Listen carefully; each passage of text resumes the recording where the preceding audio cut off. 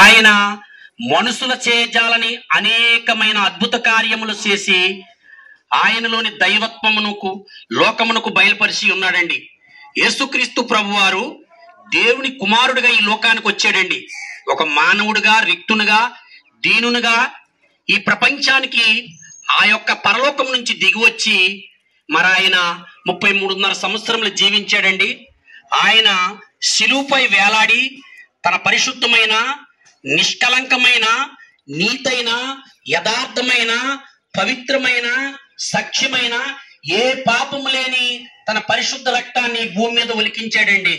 చూడండి సహోదరి, సహోదరుడా, మానవుడి భూమి మీద 60-70 సంవత్సరాలు బ్రతుకుతామండి. పరిశుద్ధ గ్రంథం బైబిల్ చెప్తుందండి, నరుడు ఆయుసు 60-70, అధిక బలం ఉంటే 80, ఆయాసమే దుఃఖమని. ఈ భూమి మీద ఏ మానవుడు శాశ్వతం కాదండి. మన ముత్తాతలు వెళ్ళిపోయారు, తాతలు వెళ్ళిపోయారు, మరి తండ్రులు వెళ్ళిపోయారండి. ఇప్పుడు మన కాలాలు జరుగుతున్నాయండి. మనం మాత్రం శాశ్వతం అంటారా? మరి ఎప్పుడు వెళ్ళిపోతామో ఎవరికీ తెలియదండి. ఈ క్షణమే నాకు మరి ప్రయాణం అంటే నేను వెళ్ళిపోవాలండి ఇక్కడే. కానీ శాశ్వతం లేని లోకం మనది కాదండి ఇది. కానీ యేసు ప్రభు వారు చెప్తున్నారండి, శాశ్వతమైన లోకం ఉందని. అదే దేవుని రాజ్యం అండి. ఆ దేవుని రాజ్యం మనం చేరాలంటే మరి ఇక్కడ నిజం తెలుసుకోవాలండి. మరి మీరు అనొచ్చు నిజమేటని. నిజమైంది ఉందండి, సఖ్యమైన మార్గం ఉందండి. అదే యేసుక్రీస్తు యొక్క మార్గం అండి. ఆ మార్గంలో మనం నడిస్తే మరి ఆ దేవుని రాజ్యం చేరతామండి. మరి ఆ దేవుని రాజ్యం చేరాలంటే మనం ఇక్కడ ఎలా బ్రతకాలండి? మరి ఒకటి చూడండి, ఇప్పుడు మన పిల్లలు చదువుకుంటుంటారండి. మరి ఒక ఉద్యోగం కావాలంటే ఎంత కష్టపడి బ్రతకాలండి? చూడండి, ఒక ఐఏఎస్ కానీ, ఒక ఐపీఎస్ కానీ, ఒక గవర్నమెంట్ జాబ్ కానీ, ప్రైవేట్ జాబ్ కానీ కావాలంటే మనం ఎంతో కష్టపడి చదవాలండి. రోజుకి 24 గంటలండి. 18 గంటలు చదివి శ్రద్ధగా అన్నీ పాటిస్తేనే ఆ ఉద్యోగం వస్తుందండి. ఆ ఉద్యోగం వస్తే 33-35 సంవత్సరములు ఆ ఉద్యోగం మనం సంతోషంగా చేస్తామండి, ఆనందంగా బ్రతుకుతాం. మరి అలాగే ఈ పరలోకం చేరాలంటే మనం ఏం చేయాలండి? మనం ఇక్కడ ఆ నిజాన్ని తెలుసుకోవాలండి. ఆ నిజాన్ని తెలుసుకుని ఆ పరలోకం చేరాలంటే ఆ ప్రభువుని అంగీకరించాలండి, యథార్థంగా బ్రతకాలండి. అందుకే పరిశుద్ధ గ్రంథం బైబిల్లో ఉందండి. యెషయా గ్రంథం 33:15లో నీతిని అనుసరించి నడుచుసు, యథార్థముగా మాటలాడుసు, నిర్బంధం వచ్చిన లాభమును ఉపేక్షించుసు, లంచము పుచ్చుకొనకుండా తన చేతులను మలుపుకుని, హత్యయను మాట వినపడకుండా చెవులు మూసుకుని, చెడుతనము చూడకుండా కన్నులు మూసుకున్నవాడు ఉన్నత స్థలమున నివసించును, పర్వతములలో శిలలో అతని కోటయగును, అతనికి తప్పక ఆహారం దొరికినని పరిశుద్ధ గ్రంథం బైబిల్ చెప్తుందండి. మరి అలాంటప్పుడు మనం ఆ నిజాన్ని తెలుసుకుని ఆ ప్రభువుని అంగీకరించితే ఆ స్థిరమైంది, ఆ నిత్యమైన ద్రాహము, ఆ నిత్యమైన ఆహారము, ఆ నిత్యమైన జీవం దేవుడు ఇస్తానంటున్నాడండి.